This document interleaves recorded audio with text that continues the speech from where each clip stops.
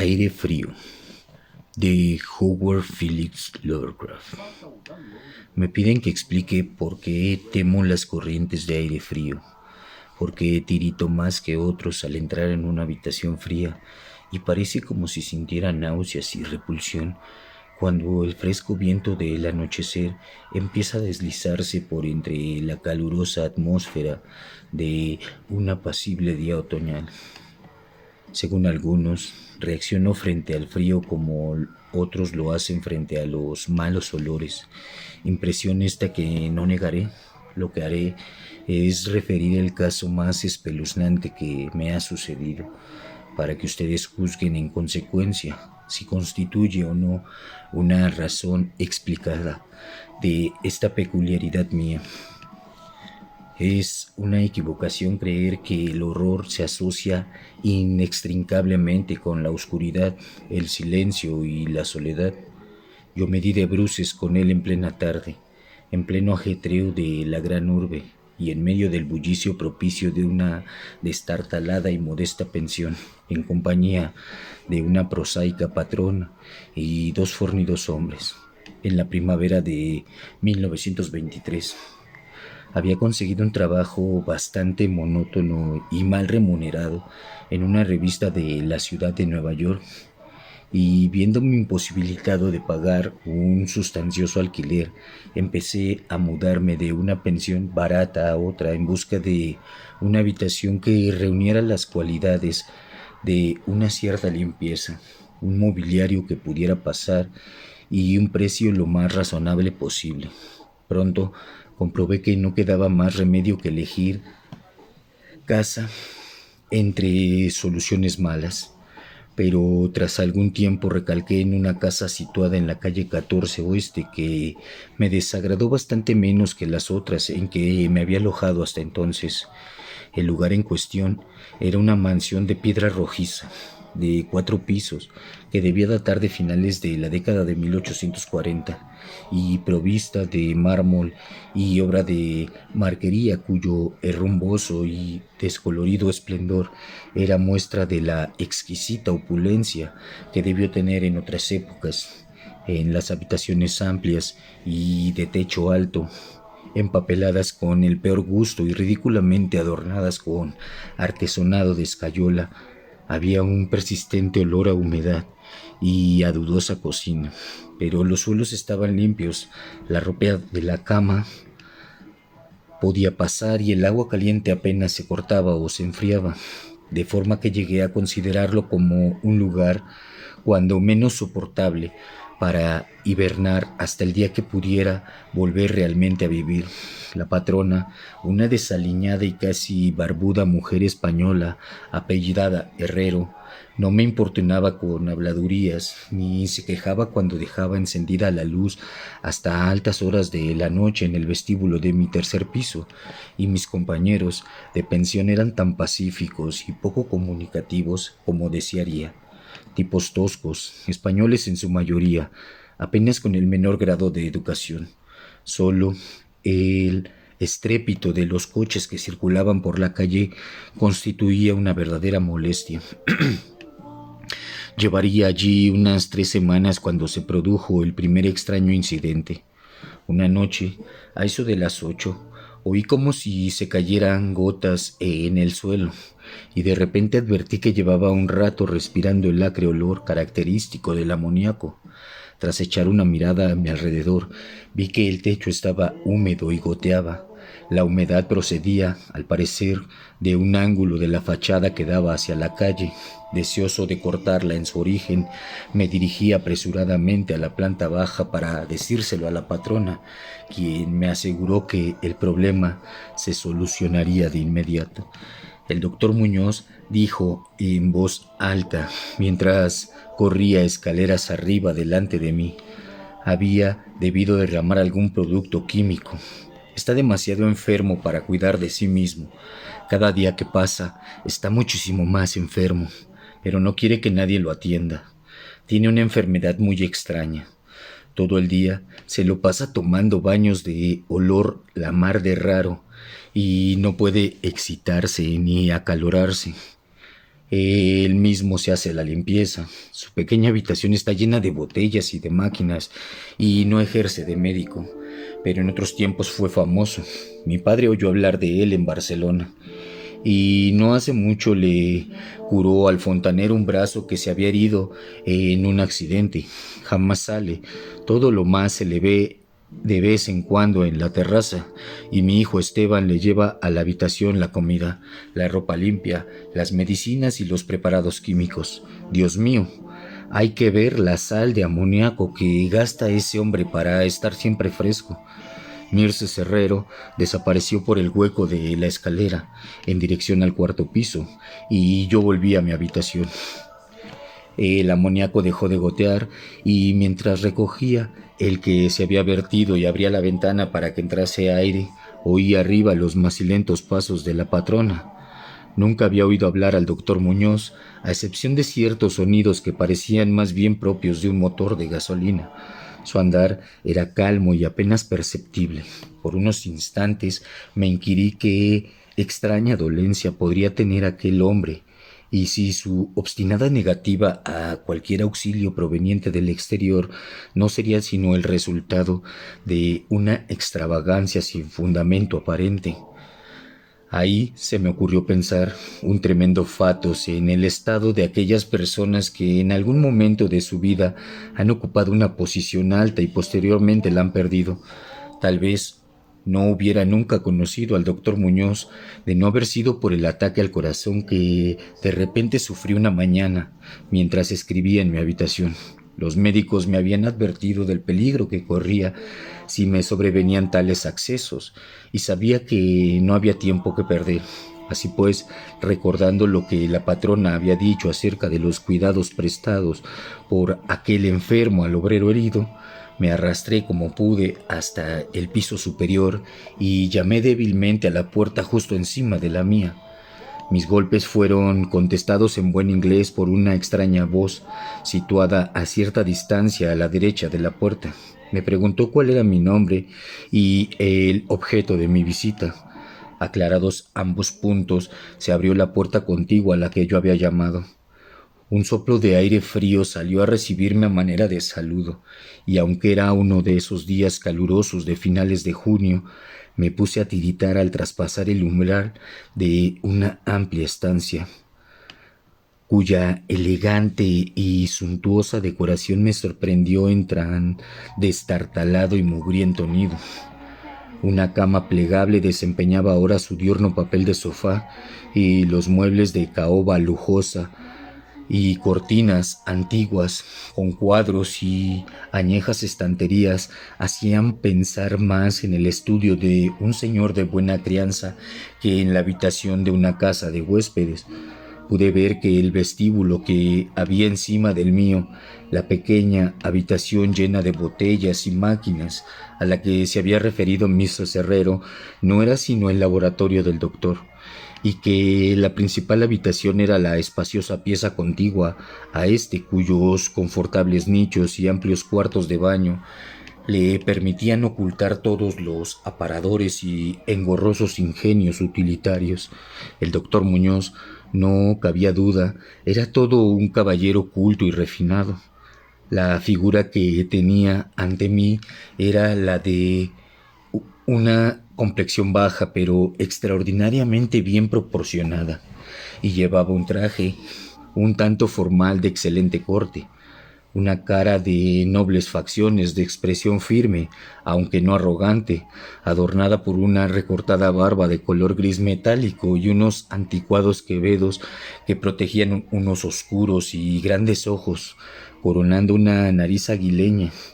Conferían un toque moruno a una filosofía por lo más predominantemente celtíbera. El abundante y bien cortado cabello, que era prueba de puntuales visitas al barbero, estaba partido con gracia por una raya encima de su respetable frente. Su aspecto general sugería una inteligencia fuera de lo corriente y una crianza y educación excelentes. No obstante, al ver al doctor Muñoz en medio de aquel chorro de aire frío, experimenté una repugnancia que nada en su aspecto parecía justificar. Solo la palidez de su tez y la extrema frialdad de su tacto podrían haber proporcionado un fundamento físico para semejante situación, e incluso ambos defectos eran excusables, habida cuenta de la enfermedad que padecía aquel hombre. Mi desagradable impresión pudo también deberse a aquel extraño frío, pues no tenía nada de normal en tan caluroso día, y lo anormal suscita siempre aversión, desconfianza y miedo. Pero la repugnancia se dio pronto paso a una admiración, pues las extraordinarias dotes de aquel singular médico se pusieron al punto de manifiesto, a pesar de aquellas heladas y temblorosas manos por las que parecía no circular la sangre. Le bastó una mirada para saber lo que me pasaba, siendo sus auxilios de una destreza magistral, al tiempo que me tranquilizaba con una voz finamente modulada, aunque extrañamente hueca y carente de todo timbre, diciéndome que él era el más implacable enemigo de la muerte y que había gastado su fortuna personal y perdido a todos sus amigos por dedicar toda su vida a extraños experimentos para hallar la forma de detener y extirpar la muerte. Algo de benevolente fanatismo parecía advertirse en aquel hombre, mientras seguía hablando en un tono casi locuaz, al tiempo que me auscultaba el pecho y mezclaba las drogas que había cogido de la pequeña habitación destinada al laboratorio hasta conseguir la dosis de vida. Evidentemente, la compañía de un hombre educado debió parecerle una rara novedad en aquel miserable antro, de ahí que se lanzara a hablar más de lo acostumbrado a medida que rememoraba tiempos mejores. Su voz, aunque algo rara, tenía al menos un efecto sedante, y ni siquiera pude percibir su respiración mientras las fluidas frases salían con exquisito esmero de su boca. Trató de distraerme de mis preocupaciones hablándome de sus teorías y experimentos, y recuerdo con qué tacto me consoló acerca de mi frágil corazón, insistiendo en que la voluntad y la conciencia son más fuertes que la vida orgánica misma. Decía que si se lograba mantener saludable y en buen estado el cuerpo, se podía, mediante el esforzamiento científico de la voluntad y la conciencia, conservar una especie de vida nerviosa, cualesquiera que fuesen los graves defectos, disminuciones o incluso ausencias de órganos específicos que se sufriera. Algún día, me dijo, medio en broma, me enseñaría cómo vivir, o al menos llevar una cierta existencia consciente, sin corazón. Por su parte, sufría de una serie de dolencias que le obligaban a seguir un régimen muy estricto que incluía la necesidad de estar expuesto constantemente al frío. Cualquier aumento apreciable de la temperatura podía, acaso de prolongarse, afectarle fatalmente. Y había logrado mantener el frío que reinaba en su estancia, de unos 11 a 12 grados, gracias a un sistema absorbente de enfriamiento por amoníaco, cuyas bombas eran accionadas por el motor de gasolina que con tanta frecuencia oía desde mi habitación situada justo debajo. Recuperó del ataque mi corazón en un tiempo extraordinariamente breve. Salí de aquel lugar helado convertido en ferviente discípulo y devoto del genial recluso. A partir de ese día le hice frecuentes visitas, siempre con el abrigo puesto. Le escuchaba atentamente mientras hablaba de secretas investigaciones y resultados casi escalofriantes, y un estremecimiento se apoderó de mí al examinar los singulares y sorprendentes volúmenes antiguos que se alineaban en la estantería de su biblioteca.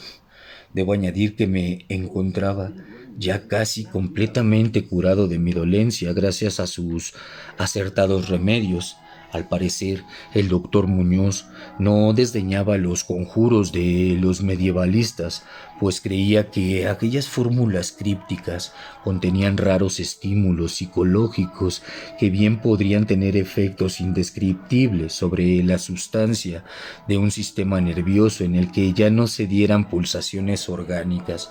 Me impresionó grandemente lo que me contó del anciano doctor Torres de Valencia, con quien realizó sus primeros experimentos y que le atendió a él en el curso de la grave enfermedad que padeció 18 años atrás y de la que procedían sus actuales trastornos. Al poco tiempo de salvar a su colega, el anciano médico sucumbió víctima de la gran tensión nerviosa a que se vio sometido, pues el doctor Muñoz me susurró claramente al oído, aunque no con detalle, que los métodos de curación empleados habían sido de todo punto excepcionales, con terapéuticas que no serían seguramente del agrado de los galenos de cuño tradicional y conservador. A medida que transcurrían las semanas, observé con dolor que el aspecto físico de mi amigo iba desmejorándose, lenta pero irreversiblemente, tal como me había dicho. Mirces Herrero se intensificó el lívido aspecto de su semblante, su voz se hizo más hueca e indistinta, sus movimientos musculares perdían coordinación de día en día y su cerebro y voluntad desplegaban menos flexibilidad e iniciativa. El doctor Muñoz parecía darse perfecta cuenta de tan lamentable empeoramiento y poco a poco su expresión y conversación fueron adquiriendo un matiz de horrible ironía que me hizo recordar y recobrar algo de la indefinida repugnancia que experimenté al conocerle.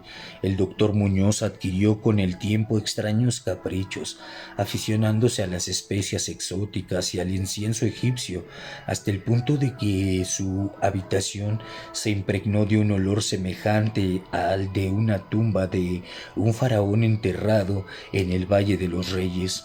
Al mismo tiempo, su necesidad de aire frío fue en aumento y con mi ayuda amplió los conductos de amoníaco de su habitación y transformó las bombas y sistemas de alimentación de la máquina de refrigeración hasta lograr que la temperatura descendiera a un punto entre 1 y 4 grados y finalmente incluso a 2 grados bajo cero.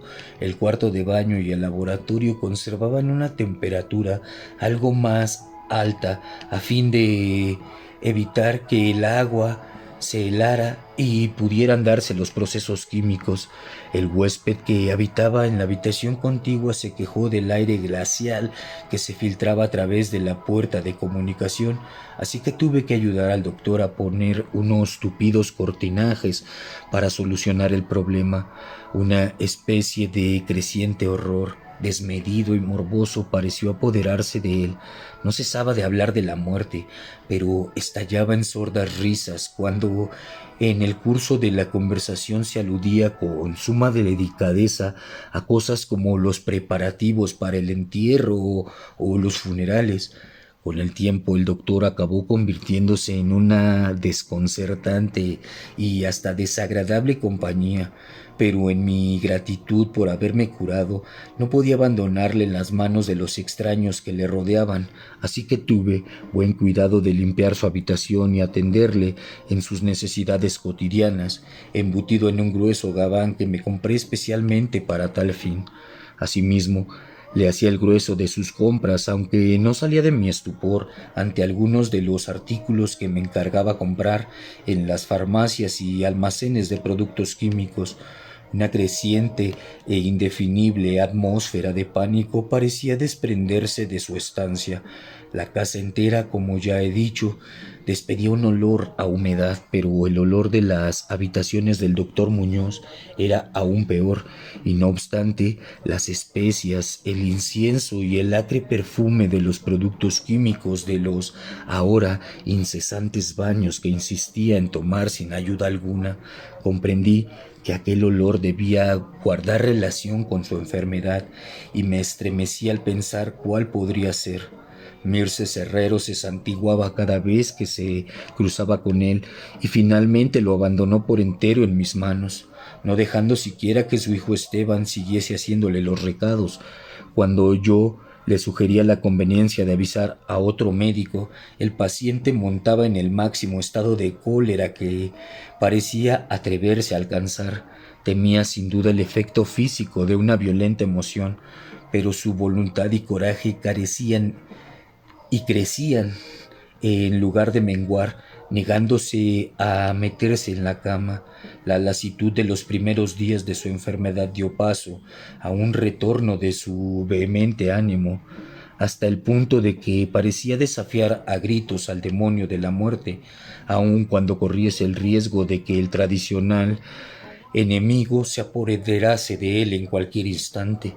Dejó prácticamente de comer, algo que curiosamente siempre dio la impresión de ser una mera formalidad en él, y solo la energía mental que le restaba parecía librarle del colapso definitivo.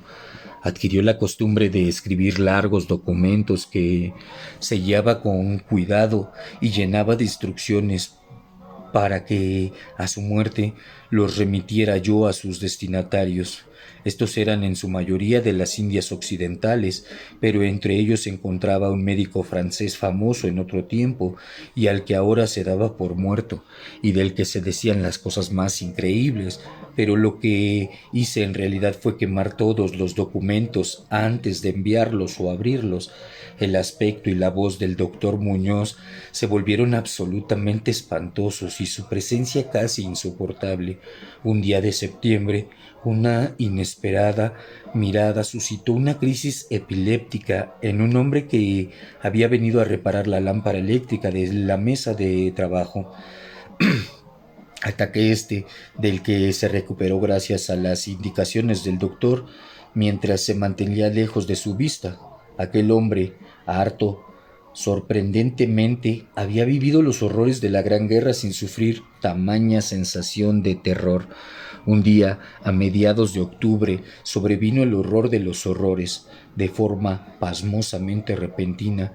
Una noche a eso de las 11 se rompió la bomba de la máquina de refrigeración, por lo que pasadas 3 horas resultó imposible mantener el proceso de enfriamiento del amoníaco. El doctor Muñoz me avisó dando golpes en el suelo y yo hice lo imposible por reparar la avería, mientras mi vecino no cesaba de lanzar imprecarios en una voz tan exánime y espeluznantemente hueca que excede toda posible descripción. Mis esfuerzos de aficionado, empero, resultaron inútiles, y cuando al cabo de un rato me presenté con un mecánico de un garage nocturno cercano, comprobamos que nada podía hacerse hasta la mañana siguiente, pues hacía falta un nuevo pistón. La rabia y el pánico del moribundo ermitaño adquirieron proporciones grotescas, dando la impresión de que fuera a quebrarse lo que le quedaba de su debilitado físico, hasta que en un momento dado un espasmo le obligó a llevarse las manos a los ojos y precipitarse hacia el cuarto de baño. Salió de allí a tientas con el rostro fuertemente vendado y ya no volví a ver sus ojos nunca más. El frío reinante en la estancia empezó a disminuir de forma harto apreciable y a eso de las 5 de la mañana el doctor se retiró al cuarto de baño, al tiempo que me encargaba le procurarse todo el hielo que pudiera conseguir en las tiendas y cafeterías abiertas durante la noche. Cada vez que regresaba de alguna de mis desalentadoras correrías y dejaba el botín delante de la puerta cerrada del baño, podía oír un incansable chapoteo dentro y una voz ronca que gritaba más, más. Finalmente amaneció un caluroso día y las tiendas fueron abriendo una tras otra. Le pedí a Esteban que me ayudara en la búsqueda del hielo mientras yo me encargaba de conseguir el pistón, pero siguiendo las órdenes de su madre, el muchacho se negó en redondo. En última instancia contraté los servicios de un haragán de aspecto zarrapastroso, a quien encontré en la esquina de la 8ª Avenida. a fin de que le subiera al paciente hielo de una pequeña tienda en la que le presenté, mientras yo me encargaba con la mayor diligencia a la tarea de encontrar un pistón para la bomba y conseguir los servicios de unos obreros competentes que lo instalaran. La tarea parecía interminable y casi llegué a montar tan en cólera como mi ermitaño vecino al ver cómo transcurrían las horas yendo de acá para allá, sin aliento y sin ingerir alimento alguno. Tras mucho tiempo de telefonear en vano e ir de un lado a otro, en metro y en automóvil, serían las 12 cuando muy lejos del centro encontré un almacén de repuestos donde tenían lo que buscaba, y aproximadamente hora y media después llegaba a la pensión con el instrumental necesario y 2 fornidos y avesados mecánicos. Había hecho todo lo que estaba en mi mano y solo me quedaba esperar que llegase a tiempo. Sin embargo, un indescriptible terror me había precedido.